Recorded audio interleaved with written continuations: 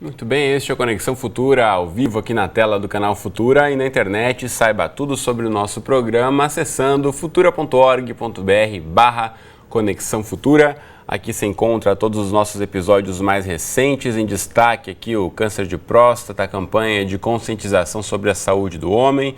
E tem muito mais aqui, você pode inclusive encontrar o programa de hoje em breve aqui também nessa playlist. E você em casa já foi apresentado a alguém e poucos minutos depois percebeu que já tinha esquecido o nome da pessoa? Ou demorou para responder quando alguém fez a clássica pergunta: o que você almoçou hoje? Bom, não se preocupe, se a resposta foi sim para alguma das perguntas, você não está sozinho, com certeza. Praticamente todo mundo já deve ter passado por essas falhas. A memória é responsável por armazenar as informações de experiências vividas ou ouvidas. E sofrer com algum esquecimento não tem necessariamente a ver com o passar dos anos. Uma pesquisa feita lá nos Estados Unidos em 2013 mostrou que jovens adultos com idades entre 18 e 34 anos têm até mais dificuldade do que pessoas com mais de 55 anos de lembrar de datas, de onde guardam as chaves e de outros hábitos comuns do dia a dia. Mas aí surge aquela dúvida, né? Como cuidar da nossa memória? Então é o que vamos discutir no programa de hoje.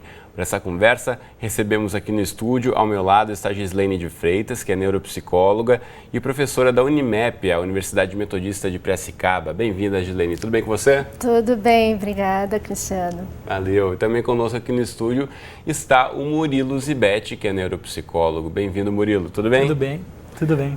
Bom, e você em casa, como sempre, também é nosso convidado, então aproveite aí para tirar as suas dúvidas.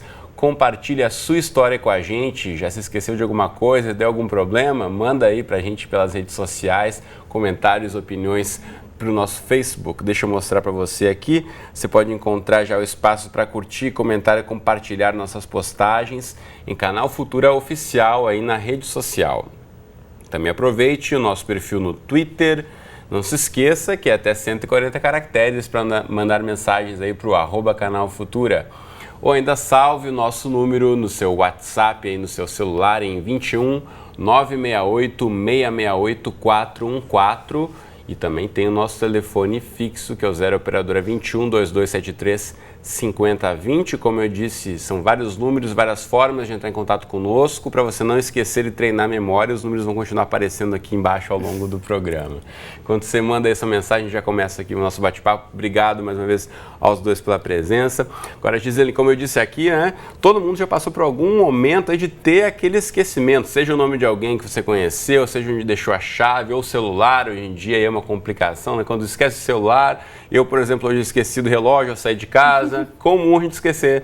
Isso faz parte do dia a dia, né? Faz parte e é normal esquecer. E ainda bem que a gente esquece, né? Porque se a gente ficasse lembrando de tudo, não caberia no nosso cérebro. E é por isso que a humanidade, inclusive, criou todas essas ferramentas, a escrita, a internet, as nuvens, para que a nossa memória não fique carregada.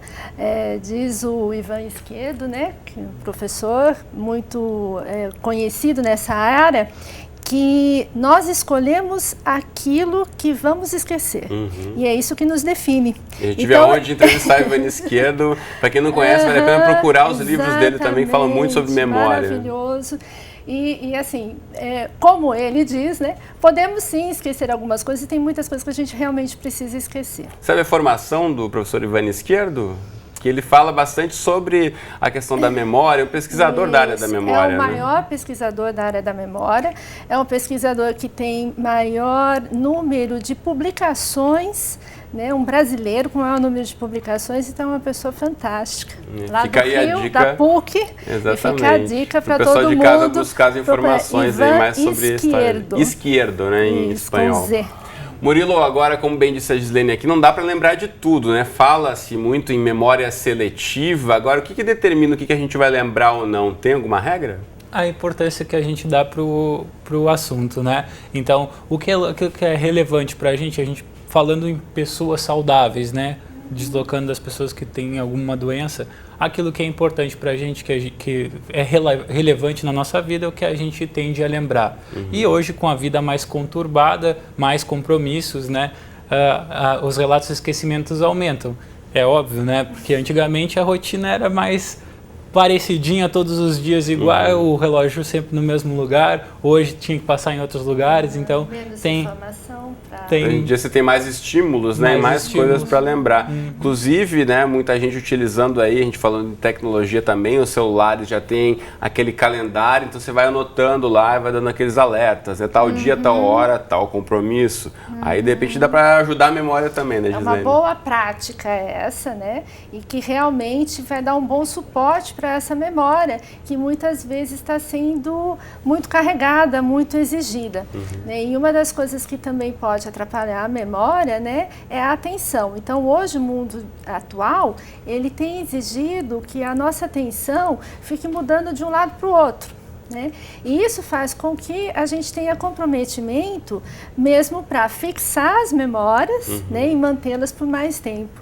Então, a atenção, né, a atenção que hoje o mundo exige que seja muito para lá e para cá, para cá, para lá, para lá e para cá, tem comprometido também que a gente consiga gravar mais coisas. Né? Agora, a questão que a gente discutiu aqui um pouquinho sobre a gente lembra normalmente daquilo que tem mais valor, daquilo que tem maior importância, mas aí muitas vezes pode criar até uma situação complicada se for uma relação pessoal, né? Como assim você esqueceu a data do aniversário de namoro? Quer dizer que porque esqueceu aquilo não tem tanta importância? Não necessariamente isso, né? É que a gente, por exemplo, se tem compromissos de trabalho, outras coisas, né? Eu costumo falar com meus pacientes, o que é importante é lembrar de pagar a conta ou pagar a conta. Então, se a gente tem esses alertas, esses auxílios, a gente vai ocupar e aí a gente pode prestar atenção nessas ocasiões especiais sem dar essa problema com a família, né? Que é importante. É que a memória, ela depende sempre da emoção para se tornar uma memória de longo prazo, né? E a memória de longo prazo, né, que mais vai ficar fixada pela emoção é aquela que está relacionada ao medo, tanto que é a mais difícil da gente esquecer. Por isso que, às vezes, você esqueceu a data do aniversário do namorado, do marido, que seja, não é tão problemático assim, né? O problema é esquecer do marido ou do namorado, né? Mas acho que isso sim que é mais problemático, né? Ou ter marcado algum compromisso, pois não aparecer. Agora, a gente sempre pesquisando na internet tem uma série de informações, muita gente falando sobre memória. E, inclusive, tem um site aqui que ao longo da produção do programa eu encontrei, vou dar uma dica para você de casa, que chama-se Racha Cuca. Tem uma série de joguinhos aí que podem ajudar. Aqui, por exemplo, está tudo em branco, ou para você que não está vendo de perto aí, mas você vai clicando aqui no Racha Cuca e é um jogo de memória, que eu passei, confesso, alguns bons minutos aqui me divertindo, adoro jogo de memória. Você pode baixar para o seu celular também, gratuito aí, e vai treinando esse tipo de artimanhas, jogos de memória, ou os caça-palavras, podem ajudar aí a treinar a memória, ou fazer memória. Ó, já acertei o primeiro aqui enquanto eu falo, já vou jogando, já consegui marcar um ponto aqui. A atenção dividida é ótima. Atenção dividida. Estou aqui no computador falando com vocês, recebendo mensagem do pessoal aqui pela internet. Esse tipo de jogo pode ajudar a treinar e fazer a memória ficar mais afiada? Então, a gente trabalha e tem dois níveis, né? Pensando em pessoas saudáveis, quanto mais estimulação elas tiverem, estudo, jogos, isso faz bem para a memória, né? O que a gente tem que cuidar é quando a gente trata de paciente com alguma doença. Aí esses jogos eles estimulam e tal, mas a expectativa de recuperação não é tão alta. Então a gente tem que tentar fazer outras estratégias que qualifiquem, que ele possa usar no dia a dia. Então, para a pessoa comum, um jogo assim pode até ajudar, mas se alguém tem algum distúrbio maior, aí precisa do atendimento de um especialista no assunto. Isso, especialista no assunto, e aí a gente vai tentar usar o que a gente chama de memória implícita, que é deixar as coisas do dia a dia mais automáticas, né? Quando a gente dirige, eu tenho a memória de quando eu estou dirigindo, mas não necessariamente eu estou pensando exatamente, eu sei dizer que eu estou pisando na embreagem. Então a gente tenta deixar esse tipo de memória mais ativa e agir por mais automatismo, a gente diz, né? E tem alguma dica que a gente pode tentar passar para o pessoal de tentar automatizar essas memórias? O que pode fazer no dia a dia? Se começou a perceber, enfim, que a memória está começando a falhar mais? tem alguma coisa que a gente possa... Eu sugiro começar por uma avaliação, né? Uma avaliação clínica bem feita para ver se já está num nível de patologia ou então a gente já está num nível saudável. E também checar algumas outras questões, porque assim, a memória nossa, ela depende, enfim, do cérebro estar em boas condições. Então, dormir é super importante, né? Então, ter tido uma boa noite de sono. Então, se você não dormiu de noite, no dia seguinte você está com falha de memória, bom, provavelmente o grande motivo foi a falta de sono. Né? A outra coisa, comer direito, fazer exercícios, realmente você ter uma vida mais rotineira com algumas atividades, né, de memória implícita que vão acontecendo, isso é super importante. Né? Mas tem uma outra coisa que ajuda muito na memória e que muitas vezes esses joguinhos não ajudam, que é o seguinte, você tem que lembrar que a nossa memória, por que ela começou a existir na humanidade? Porque nós precisamos realizar trabalhos em conjunto e eu precisava, né, quer dizer, todo ser humano começou a necessitar entender, né, e lembrar daquilo que a gente combinou antes, no dia seguinte, no dia anterior, enfim, o objetivo que nós vamos atingir. Então, uma das melhores coisas para ajudar a gente a manter a memória ao longo da vida são os relacionamentos interpessoais. Então, participar da vida social.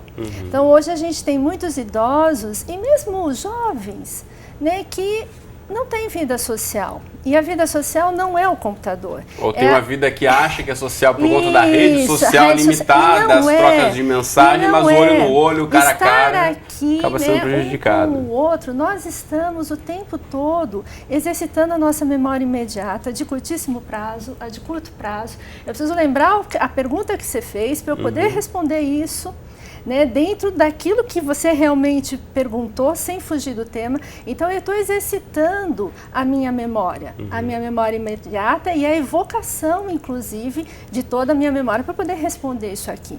Então, a vida social, os relacionamentos interpessoais sociais são muito importantes para manter a nossa memória ativa. Né?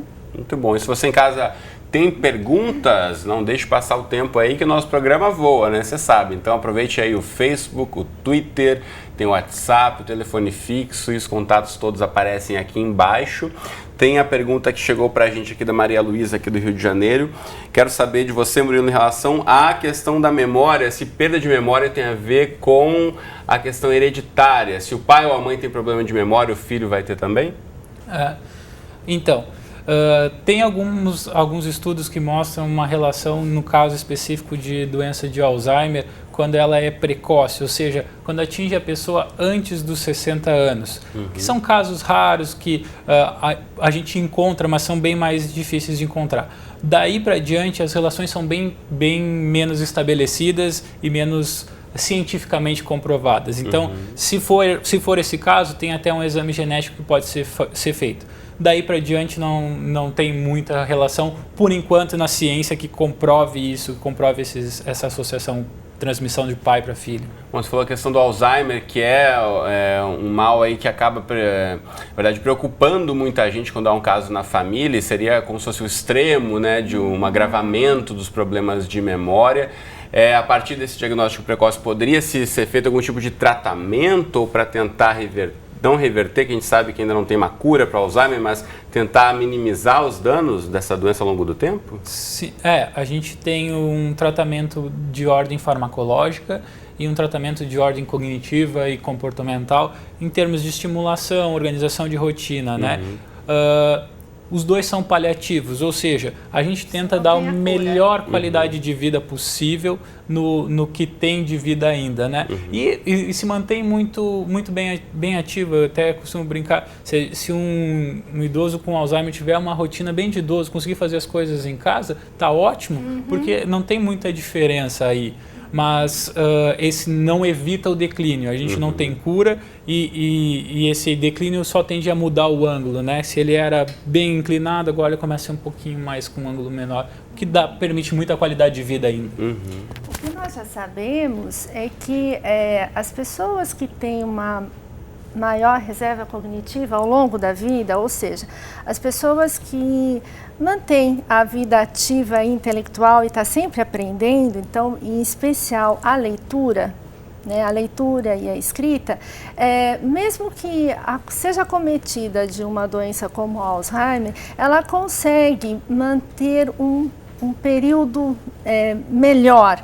Na verdade, às vezes o Alzheimer só vai ser percebido mais tarde do que uma pessoa, por exemplo, que não teve uma boa escolaridade, né, que às vezes o Alzheimer acomete numa idade muito mais recente. Né? Então a gente já tem isso. Então, criançada, faz favor de aprender, se esforçar bastante, decorar, ler, escrever. Legal. Né? E quem já é adulto fazer também cálculos, que mantenha o hábito da leitura e de continuar estudando e se atualizando. Né? Porque do mesmo jeito que a gente faz exercício com o corpo, a gente tem que fazer exercício para o cérebro. Para a mente também. Aliás, tem uma série de perguntas aqui que eu quero colocar já na roda para vocês de casa, refletirem aqui com os nossos outros espectadores. Quem não mandou, aproveite e mande a sua também. A Ione, de Santa Bárbara do Oeste, interior de São Paulo, mandou no nosso Facebook aqui. Ela conta pra gente que faz faculdade e na época da prova ela acaba esquecendo a matéria. Ela quer saber se pode ser por causa do estresse, como é que ela pode ir bem na prova. Ela estuda, mas na hora da prova esquece da matéria. Como é que faz? Então, Ione, provavelmente seu problema não é de memória, seu problema é de ansiedade, né? Então você ficou ansiosa durante a prova e esqueceu. Então, dá para buscar terapia para ficar mais calma, se sentir mais preparada, dá para fazer simulações de testes. Eu acho que isso é uma importante dizer. Se tu faz uma simulação da prova que o professor vai fazer, no dia tu vai ficar mais tranquilo, né? Não estuda daquela maneira tradicional, mas estuda, faz questões e responde. Então, é uma dica que a gente pode dar para ela. Mas não é memória, ela fica ansiosa. Pergunta também da Glória, aqui de São Gonçalo, no Rio. A Glória também está lidando aí com ansiedade e pergunta se a ansiedade pode interferir negativamente na perda de memória. Com certeza. A memória, ela depende muito das outras funções psíquicas. Então, você tem que estar bem emocionalmente, a sua atenção tem que estar focada, você tem que conseguir ter um bom controle de si mesmo. E aí, né, como o Murilo falou, o problema não é de memória, são outras áreas que a gente precisa trabalhar. Então, uma das coisas que pode ajudar é a própria meditação, exercício de meditação, exercício de respiração, o próprio exercício físico, porque isso a gente vai ensinando esse cérebro a ter controle. Né? E aí controle desde motor, o respiratório, né? E aí ela vai começar a aprender a, nessas situações de estresse, ter uma estratégia de como enfrentar esse problema. E aí a memória vai ser facilmente restabelecida, né? Ela vai conseguir evocar essa memória com mais tranquilidade, porque senão realmente o sistema todo cai, pluft, né? E dá o branco total, que eles costumam dizer. Você falou alguns exercícios também, era a pergunta do Felipe, lá do Ceará, que mandou o WhatsApp pra gente. Obrigado, Felipe, pela mensagem. Quais exercícios podem ajudar a ter uma boa memória? Então, não só exercícios mentais, mas a respiração também ajuda bastante. Sim. A respiração, o foco atencional, a meditação. Assim, não necessariamente você precisa fazer esses treinos que às vezes aparecem na internet, né? Tem várias outras que a própria cultura já trouxe para nós. Né? Então, assim, você está estressado, não adianta você querer fazer muita coisa, porque você vai falhar, sua memória vai falhar. Então, é melhor você sair andando, né? Respirar, resolver isso, comer direito, se alimentar. Então, tem várias coisas que a gente precisa pensar para o próprio corpo. Muitas vezes, a vida que nós vivemos, ela faz com que a gente perca o foco no nosso próprio corpo. E aí as pessoas entram como se fosse numa avalanche e tendo que resolver problema. É claro que vai falhar, né? Porque primeiro você não funciona sem corpo, né? Você tem que ter esse corpo. Então, a mesma coisa as crianças, a gente vê assim, um monte de criança, por exemplo, num processo de aprendizado, né, que em vez de estar vivendo a vida, conhecendo o mundo, porque a memória é um processo muito complexo, então você tem um processo de memorização e um processo de evocação. Esse processo de memorização não dá para fazer, por exemplo, sentado na frente de um sofá na televisão. Tudo bem que o futuro é fantástico assistir, tá, gente? Mas assim, uma criança pequenininha, ela precisa ter vivências para carregar essa memória, né? Com outras percepções, com outros conhecimentos. E nem tudo que é a memória vai ser registrada apenas no ver ou no ouvir. Tem o sentir, ou tem o cheiro que faz você lembrar de alguma situação, ou aquela música. A ação motora do corpo ao aprender algo. Então, tudo isso é importante. Então, uma coisa é a construção da memória de uma criança e outra coisa é a memória quando a gente pensa falar num adulto. São coisas completamente diferentes, né? Bom, tem aqui na revista Galileu, recentemente saiu uma reportagem falando sobre memória. Tem 3 dicas aqui, mas eu quero focar na terceira. Eles falam as 3 dicas principais de como melhorar a memória comprovadas pela ciência. Primeiro, associar as memórias com objetos físicos. Segundo, não memorizar apenas por repetição, mas aprender sua própria forma de conseguir aí registrar algum tipo de conteúdo. E por último, rabiscar. Essa é a questão que eu queria perguntar para vocês. Dizem que quem está assistindo uma palestra ou está vendo uma aula mesmo, se vai rabiscando, se vai escrevendo, facilita isso de alguma forma o registro da memória, Murilo? É uma estratégia. Eu queria complementar. Para estudar, teve um estudo que foi realizado, acho que na Inglaterra, que mostrou que as crianças nos abrigos que tinham um ambiente com uma escrivaninha para estudar tinham o melhor desempenho na escola. Só o fato de ter a escrivaninha. Então, para ter o foco ali. Em relação ao rabiscar, sim, é uma estratégia que tu está direcionando tua atenção, provavelmente tomando nota e fazendo associações com o que tu tem de conhecimento, né? E a questão da associação com as palavras, objetos que você conhece também é excelente, mas eu volto a frisar, em pessoas saudáveis. Pessoas com dificuldade bem grave não conseguem aplicar essa estratégia, porque exige muito raciocínio sobre, muita memória de curto prazo para a gente aplicar aquela estratégia. Então fica muito difícil. Mas as garatujas parece que são bem efetivas. Muito bom. Aqui o Fábio de Londrina, na verdade de Nova Londrina, lá no Paraná, também mandou um WhatsApp para a gente. Valeu, Fábio. E ele pergunta, a gente já mencionou aqui, Gislene, mas queria que você reforçasse para ele. Ele pergunta se a leitura ajuda a memória. Ajuda muito a memória. Porque o que acontece? Para você ler, então você está lendo uma frase, você precisa lembrar o início dessa frase. Então, quem está lendo e entendendo, né? Não adianta fazer uma leitura mecânica sem estar naquela leitura. Quem está lendo e entendendo, ele está já fazendo com que a memória imediata dele esteja funcionando. Né? E é bom que sejam textos não de WhatsApp e nem do Twitter, curtinhos. É bom que a gente leia realmente textos, livros, né? Porque às vezes você precisa lembrar o que foi falado lá no início do livro. Um bom exercício é pegar um livro, por exemplo, e num capítulo, né? Você está acabando o capítulo e vai lá, como é que começou esse capítulo mesmo? Vai se perguntando como se fosse aquela prova de literatura. O que aquele personagem fez antes disso aqui acontecer, e você vai mesmo aí trabalhando, né? A sua própria memória dentro do texto que você está lendo. Na verdade, essas são formas de você manter a memória que você já tem, né? E aí, como o Murilo falou, pessoas que têm já um problema orgânico, isso vai ser um pouco mais difícil, né?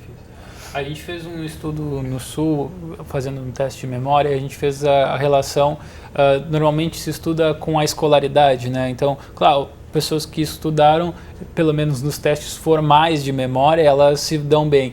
E a gente pegou uma outra variável que era hábitos de leitura e escrita, então, e a relação também era bem alta. Inclusive, pessoas com um pouco menos de estudo, se tinham esse hábito, eles tinham uma memória boa, assim, né? Então isso é legal. Olha só, a gente já está chegando quase no finzinho do programa, só registrando, tem perguntas aqui sobre cuidados com Alzheimer. A nossa dica, na verdade, é que se procure um especialista no assunto, né? Nada vai substituir uma consulta de um especialista para avaliar caso a caso e poder dar uma dica, ou poder mesmo fazer aí um tratamento acompanhado por um especialista. Então, nesse caso de suspeita de Alzheimer, ou mesmo se alguém já tem algum paciente diagnosticado na família, acompanhamento médico médico é indispensável. Deixa eu mostrar para você de casa sites, então também para você buscar outras informações. Bitácora.com.br, o site representado aqui no estúdio pelo Murilo, você pode ter aí as informações. E também o site da Unimep, Universidade Metodista de Piracicaba, unimep.br, também com detalhes aí, se você eventualmente quer se tornar um profissional também da área da saúde mental, assim como a Gislene aqui no estúdio, entre aí no site da Unimep e busque outras informações. Tem várias outras perguntas aqui, o pessoal está bem esquecido, mas se lembrou de mandar perguntas para a gente, muito obrigado, mas agora o nosso tempo já acabou, infelizmente, então obrigado aos dois pela presença, um prazer recebê-los aqui. Valeu! Prazer foi todo nosso. Você de casa, não esqueça de acompanhar as próximas edições do Conexão Futura, ou caso esqueça de ver na TV, tem na internet a hora que você quiser para ver e rever, sempre lá no nosso site, futura.org.br/Conexão Futura, todos os nossos episódios para você compartilhar, inclusive, nas suas redes sociais. Um abraço e até a próxima!